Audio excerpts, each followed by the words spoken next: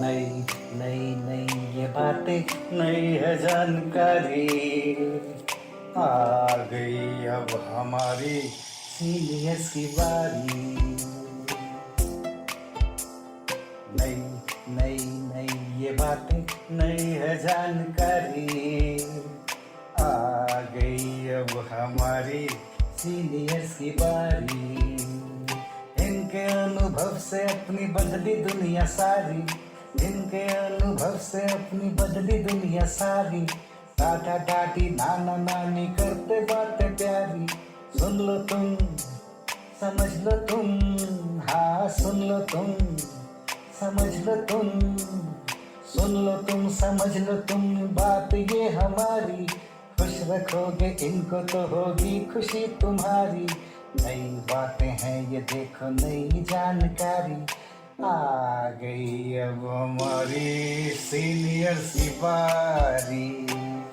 किस्से कहानियां सेहत और विज्ञान की बातें, रेडियो कार्यक्रम अनुभव में सीनियर्स की बात, सीनियर्स के साथ। राष्ट्रीय सामाजिक रक्षा संस्थान, सामाजिक न्याय और अधिकारिता मंत्रालय, भारत सरकार एवं मीडिया फॉर कम्युनिटी फाउंडेशन और अनुग्रह दिल्ली के संयुक्त तत्वावधान में प्रस्तुत करता है वरिष्ठ नागरिकों के लिए ऑडियो श्रृंखला अनुभव 2.0। इस कार्यक्रम की रूपरेखा बनाई है डॉक्टर आर श्रीधर ने, जिसमें आशीष तिवारी का संयोग है। इसका समन्वय और आयोजन आभा चौधरी द्वारा किया जा रहा है। इसका संपादन किया है फरजीन सुल्तान ने और इसकी साक्षात्कारकर्ता हैं दिव्या।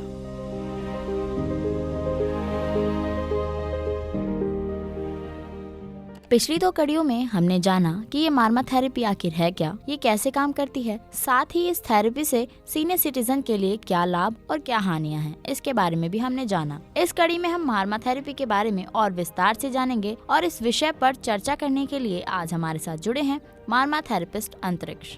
सर, पिछली कड़ी में हमने जाना था कि इस विद्या को हम कैसे सीख सकते हैं। अब हमें ये बताएं कि सीखने के बाद हमें किन बातों का ध्यान रखना चाहिए। हाँ, बिल्कुल आपने सही कहा, क्योंकि हर एक गूढ़ ज्ञान के साथ कुछ ना कुछ ऐसी जटिलताएं होती हैं जिनका जानना आवश्यक है। तो मर्म का प्रयोग किसी भी उम्र में किया जा सकता है, इसमें कोई संदेह नहीं है। स्त्री या पुरुष कोई भी हो इसका प्रयोग कर सकते हैं। कुछ सावधानियां हैं जिनके बारे में हमको जागरूक होना चाहिए। पहला, अगर आप महिला हैं और गर्भावस्था में हैं तो आप मर्म का प्रयोग नहीं कर सकते। अगर आपको कोई ज्वर है, फीवर है, तो आप मर्म का प्रयोग नहीं कर सकते उस दौरान, उस समय के अंतराल में। अगर आपको कोई इन्फेक्शन है तो आप मर्म का प्रयोग नहीं कर सकते। अगर आपका हाल फिलहाल में कोई ऑपरेशन हुआ है, छोटा मोटा नहीं, कोई बड़ा ऑपरेशन हुआ है, तो 2 महीने के अंतराल तक आप मर्म का प्रयोग नहीं कर सकते। हाँ, और एक और चीज़ है, अगर आपका जिसे कहते हैं मेंस्ट्रुअल साइकिल वो चल रहा है तो वो 4 या 5 दिन आप मर्म का प्रयोग ना करें, क्योंकि शरीर कुछ चीज़ें शरीर से बाहर निकाल रहा है, उसको निकालने दीजिए। उसमें हम बिल्कुल भी हस्तक्षेप नहीं करना चाहते, तो उस दौरान इसका प्रयोग नहीं करना है। इन 4-5 चीज़ों के अलावा मर्म का प्रयोग आप पूरे आजीवन कर सकते हैं, इसमें कोई संदेह नहीं है, और इसको अपना सकते हैं और अपने जीवन को, अपने स्वास्थ्य को, अपने भावनाओं को, अपने मन को, अपने विचारों को सही कर सकते हैं। पिछली कड़ी में आपने थायराइड के बारे में भी बात की थी, तो आप हमें ये बताएं कि क्या कुछ ऐसी पद्धतियां हैं जिसको कोई भी फॉलो कर सकता है और उसे उनसे कोई लाभ हो या फिर कोई नुकसान ना हो उन्हें।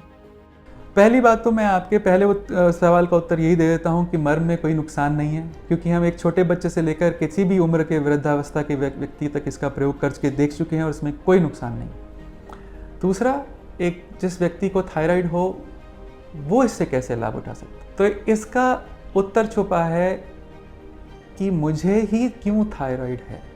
इस सवाल में मेरे साथ 10 लोग हैं, उनको नहीं हुआ, मुझे क्यों हुआ।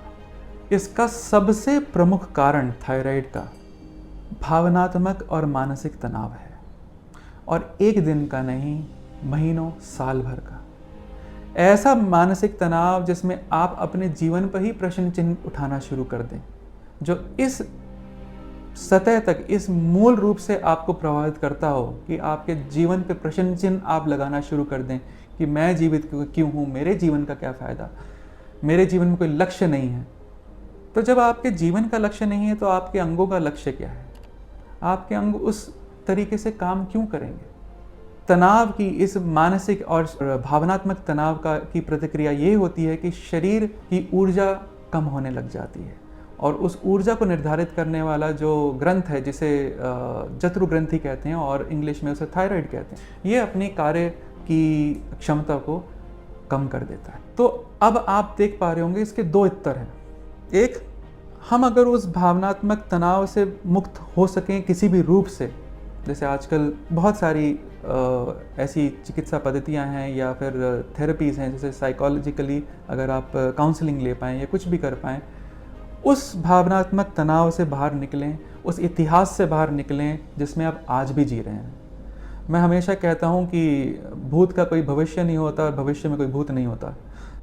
तो जिस स्मृति से आप जुड़े हुए हैं वो वास्तविक नहीं है, वो हो गया, ख़त्म हो गया।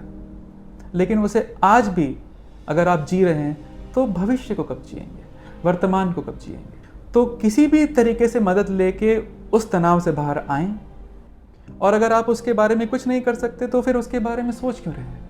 दूसरा, अगर मर्म से आप सहायता लेना चाहें तो जत्रु ग्रंथि के लिए एक नील मर्म होता है, नीला मर्म कहते हैं इसको, जो स्टर्नम हमारा सामने हड्डी होती है छाती की, उसके बिल्कुल ऊपर एक गड्ढा सा आता है जहाँ दो कॉलर बोन जुड़ती हैं, वहाँ बीच में गड्ढा सा आता है। उसको सीधे उत्प्रेरित नहीं करते, उसकी एक विधि है जिसमें सिंहनाद आपने सुना होगा, जिसमें जीभ बाहर निकाल के श्वास बाहर निकाला जाता है योग की पद्धति में। इसमें हम वही करते हैं लेकिन आवाज़ नहीं निकालते। तो हमारी जीभ भी बाहर निकलती है, गला खींचता भी है, लेकिन आवाज़ नहीं, सिर्फ हवा बाहर निकलती है। ये अगर 1 से 2 मिनट आप दिन में करें तो सीधा प्रभाव जत्रु ग्रंथि पे पड़ता है। दूसरा, आप ओम का उच्चारण कर सकते हैं जिसमें म लंबा खींचें। जब म लंबा खींचता है तो स्पंदन होता है आपकी जत्रु ग्रंथि के पास, वो भी उसको उत्प्रेरित करता है।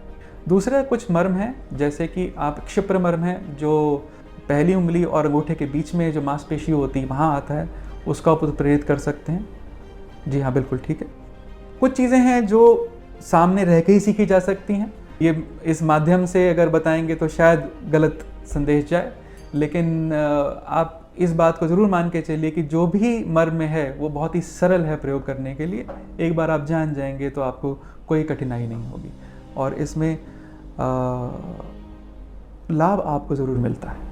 सर, अंत में जाते जाते आप हमारे श्रोताओं को क्या संदेश देना चाहेंगे? साथ में ये भी बताएं कि एक बार फिर से ये विद्या कहाँ से सीखी जा सकती है। तो जैसा कि मैंने आपको पहले भी एक बार अवगत कराया था कि आप जिस भी संस्थान से जुड़े हुए हैं वहाँ पे एक बार बात कर सकते हैं। अगर उनके संपर्क में कोई हैं जो मर्म विद्या को जानते हैं और उसको प्रसारित करने में के इच्छुक हैं तो उनसे भी आप मिल सकते हैं। आप हमसे भी संपर्क कर सकते हैं। मेरा नाम अंतरिक्ष है और हम लोग यहाँ मयूर विहार पॉकेट 1 में कार्यरत हैं। आरोग्यम के नाम से हमारा क्लिनिक है। आप हमसे संपर्क कर सकते हैं। 7838361648 पर आप कॉल कर सकते हैं और हमसे संपर्क कर सकते हैं। हमारे वश में जो भी होगा, जो भी संभव होगा, हम आपकी पूरी मदद करेंगे।